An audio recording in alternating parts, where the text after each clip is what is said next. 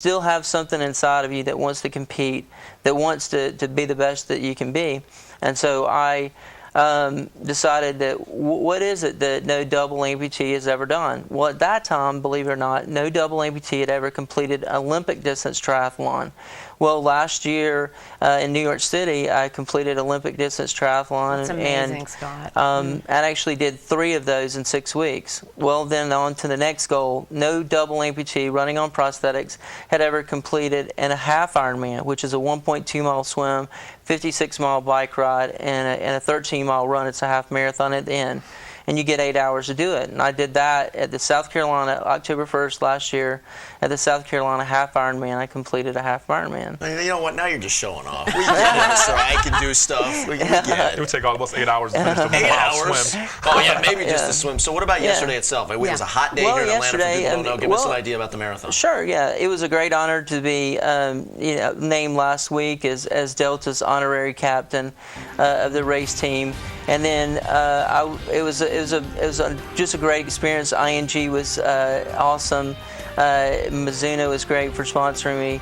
And my training partner and I just got out there and we just had a great race. It was very hot, very hilly, but it was a great. I needed to understand the distance of a marathon because in less than 3 months, I'm attempting to be the first double amputee in the world to ever complete a full Ironman, which is a 2.4-mile swim, it's a 112-mile bike ride, and it's a full marathon. And I have 17 hours to do that. So I'm in good shape because I was figuring I'd have about 7 hours to complete the marathon when I got to Coeur d'Alene, Idaho in 3 months. But I did the marathon yesterday in a little over 5 hours, and I felt great. Scott, that's absolutely amazing. And I just met you in the hallway, and I was talking to you about it yesterday, and you told me when you took them off and you had all these blisters, but your face lit up. Is this your purpose? Do you just absolutely love it? I do love it. I mean, I love the fact that I just feel like I've been given a gift to be able to give back to the community, not just in Atlanta, the community for physically challenged athletes here. I want to inspire weekend warriors. I want to inspire couch potatoes just to live an active lifestyle. I mean, a lot of people have heard my story and they go, well, gosh, I couldn't do that and I couldn't do this. And the fact of the matter is they're telling a guy with no legs they can't do that. So you can't. I mean, you're not going to get any sympathy from me if you tell me you can't run a marathon or you can't do a half Ironman, because sure you can. It just takes a little effort, a little will to get out there and get it done and never stop. That's amazing. Scott, your schedule is full of races. At one time, you ran 12 triathlons and 4 road races in 22 weeks. At what point is it too much, or is there a time where you need to scale back maybe and just relax a little bit? Yeah, I mean, last year, I mean, like you said, last year. Well, the doctor, too, I'm interrupting, but the doctor told you yesterday, like, to take it easy today, even after yesterday, right?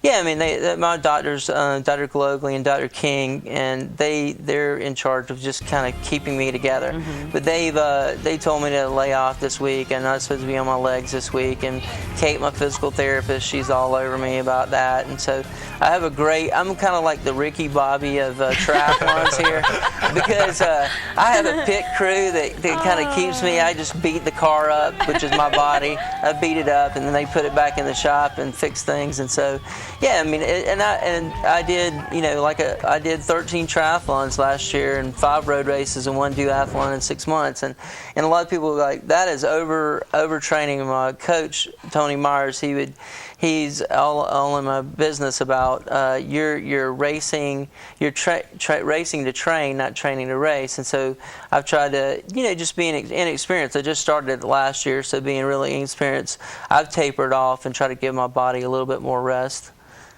Scott, being the quality journalist I am, I get the sense you have a relationship with Delta. I don't know why. Jeez, you're smart.